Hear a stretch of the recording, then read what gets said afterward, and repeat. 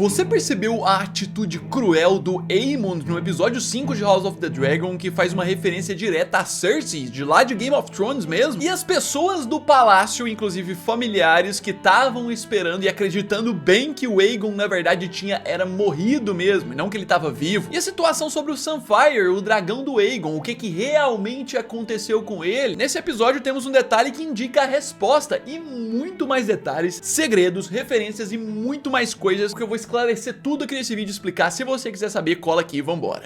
Fala, povo bonito que assiste esse canal lindo chamado A Gente Faz Agora, tudo bom com você que tá assistindo? Eu tô bem demais, eu sou o João Victor, pra você que não conhece, né? E hoje eu tô de volta aqui pra trazer mais um vídeo sobre a segunda temporada de House of the Dragon, pra voltar a falar sobre esse episódio 5, porque além dele ter sido bem político e tal, ele tem muito detalhezinho escondido, muita coisa que dá a entender os próximos passos, e referências também a Game of Thrones, muita coisa. Então antes de começar, já deixa esse like, ajuda demais na divulgação, e não se esqueça de se inscrever no canal, porque já tem vídeo analisando o trailer do episódio 6, que já saiu. E vamos lá, né, mais um episódio de consequências, mas que ao mesmo tempo é bem revelador, e que pelo fato de já começar com aquele foco na situação do Aegon, né, na consequência direta, se ele morreu ou não, como é que ele tá, a gente já tem o primeiro detalhe importante aqui. Quero falar sobre as Irmãs Silenciosas, que é a parte sinistra ali, né, da Fortaleza Vermelha, que a gente conhece desde Game of Thrones, e que nessa cena, quando eles chegam com o Aegon ali, começam a tirar a pele dele, tentar cuidar dele, nessa parte já tinham pessoas aguardando só a morte dele, porque já tinham praticamente certeza que ele ia morrer. Eu tô falando das Irmãs Silenciosas, né, que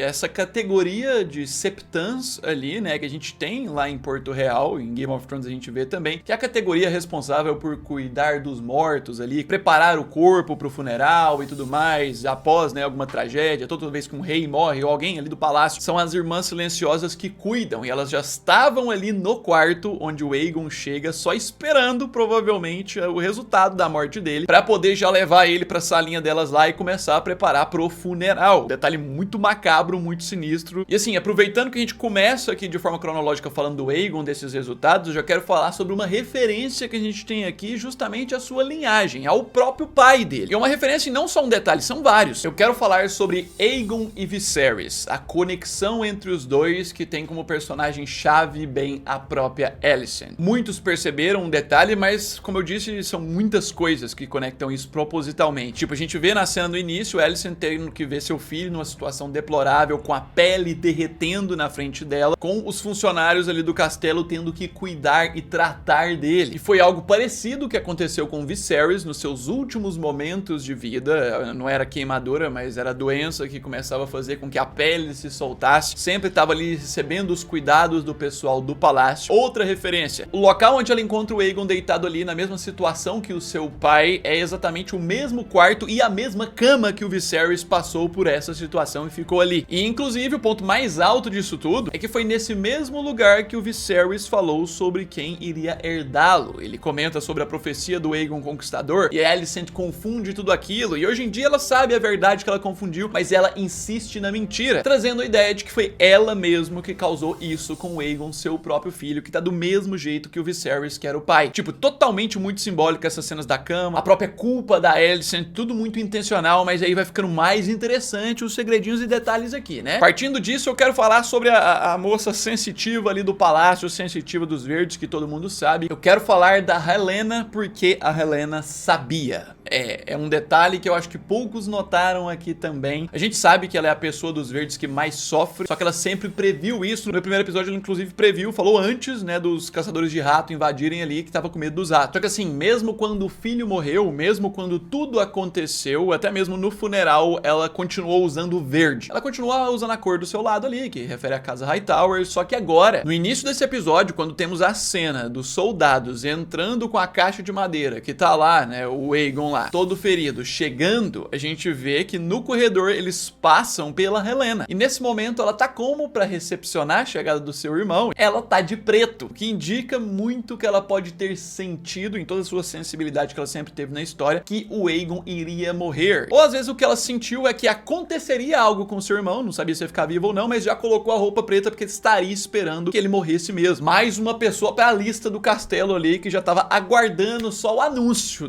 da morte do Aegon. Muita loucura, meu querido. Mas agora vamos direcionar um pouquinho pros Velaryon, porque nesse início de episódio também temos um detalhe importante sobre a nova fase dele. Eu quero falar falar sobre a Era Sombria dos Velaryon, que a gente acaba de entrar, e o início desse episódio tem uma simbologia muito importante pra isso. No caso, né, a ilha lá onde fica a sede da Casa Velaryon, o castelo mesmo do Corlys, ela sempre foi mostrada num visual muito bonito, próspero, de dia, com brilho, luzes. Só que agora, pela primeira vez, inclusive ao início do episódio mesmo, a gente vê a introdução do castelo Velaryon ali, tampando a luz do sol, um lado mais escuro, sem brilho, cheio de sombra ali, né, que simboliza muito essa fase sombria que a família Velaryon tá entrando agora. Que inclusive, de acordo com o que tem nos livros, essa é a tendência. E assim, tipo, na própria série você vê, né, o Corlys, ele não era tão próspero no passado, foi só ele enriquecer, ele começou a perder gente. Ele perdeu sua filha, ele perdeu seu filho, foi o Laenor, agora perdeu sua esposa. E o castelo dele, ele mesmo cita que virou como se fosse um túmulo agora. Mais uma referência ao lado sombrio que os Velaryon começam a entrar agora. No caso, especialmente o próprio Corlys. Meu jovem, mas aí, partindo disso, vamos voltar pra grande amizade que iniciou toda essa série, que hoje em dia não é amizade mais. Temos um detalhe muito importante sobre conexão entre as duas. Eu tô falando sobre Rhaenyra e Alicent, mais uma conexão, uma referência entre as duas, assim, totalmente igual, as duas na mesma situação. No caso aqui, o paralelo dos conselhos. Rhaenyra sofrendo na mão do Conselho dos Pretos, no qual ela é a líder, ela é a rainha, mas o conselho reprimindo e descredibilizando ela por ser uma mulher. O próprio Sir Alfred fala isso mesmo, que tem a ver com ela ser mulher. Enquanto isso, no lado da Alicent, temos ela no Conselho dos Verdes também sendo descredibilizada e sendo reprimida, não tendo voz, como já não estava tendo desde antes, também por ela ser a única mulher ali, que é algo que não é segredo pra ninguém, que prevalece nessa época. Um dos dilemas da primeira temporada, das casas não quererem a Rhaenyra na sucessão do Viserys, é por ela ser uma mulher, porque não era tradição. E a Alicent, que aprovou tanto isso dessas casas e tudo mais em relação a Rhaenyra, agora sofre com isso também. Muitos simbolismos aqui, bem planejados e interessantes, mas agora eu quero falar de uma referência a Game of Thrones interessantíssima. Eu quero falar sobre a referência a Cersei, um negócio bem direto, uma estratégia que ela fez em Game of Thrones, né? Pra quem não sabe, é uma personagem que dá pra dizer que é uma das maiores vilãs de Game of Thrones em si. Lá em Game of Thrones, a Cersei usa a população de Porto Real como escudo humano pra evitar o ataque da Daenerys com seus dragões, a última Targaryen que tinha sobrado lá naquela história que é mais no futuro. O que ela faz ali é evitar com que os cidadãos de Porto Real saiam, fecha os portões e prende eles ali dentro pra evitar com que a Daenerys atacasse e matasse civis. E caso você não tenha notado, a primeira decisão do Aemond como rei regente ali é a mesma decisão da Cersei, fechar os portões de Porto Real, não permitir com que a população saísse da cidade. Tá faltando comida, eles estão agoniados ali e estão se sentindo inseguros por conta da guerra entre dragões. E essa estratégia do Aemond tem o mesmo objetivo que a estratégia da Cersei lá em Game of Thrones, né? Usar a população como um certo escudo humano, né? Pra poder evitar com que os pretos ataquem Porto Real, já que agora, como é citado no próprio episódio, a Vhagar, o dragão dele tá cansado, agora eles vão ficar um pouco mais vulneráveis e estão sujeitos a poder receber um ataque ali em Porto Real. E é exatamente isso que tendia a acontecer. O próprio Conselho dos Pretos sugere isso pra Rhaenyra nesse episódio e ela não aceita. Então a gente vê aqui mais do nível maléfico desse personagem e tal, que assim, é extremamente muito bom estrategista, mas ele é do mal. Mas aí, aproveitando disso, vamos falar de um ponto que pode ferrar esse personagem pelo menos um pouco, ou estimular ele a aplicar um golpe no irmão, né? De qualquer forma, eu quero falar sobre Aegon ferrando Aemond, porque é a tendência que esse episódio passa aqui com a última cena do Aegon, né? Quando ele tá lá repousando ainda, em coma, e a Alicent vai visitar ele, a última cena que ela visita ele nesse episódio. Ela fica lá um tempo com ele no quarto, mas quando ela sai, a gente ouve o Aegon falando baixinho, mãe, que significa que o Aegon acordou do coma. Ele voltou e voltou com consciência porque ele fala mãe. Isso aqui é claramente uma expectativa que o episódio tá dando do Aegon voltar e agora nos próximos episódios poder contar sua versão de como foi esse acidente dele lá na batalha em Pouso de Gralha. E isso pode ferrar com o Aemond, já que o Aegon percebeu. Se você assiste o episódio 4 de novo, você vê na hora que ele olha pro irmão dele vindo com a Vhagar, ele tá feliz porque ele chegou, mas muda o semblante total e se assusta, grita, porque o irmão dele joga fogo diretamente nele. Então o Aegon pode voltar ferrando o Aemond, denunciando ele, entregando ele, mas o Aemond é brabo, né? É dureza. Então ele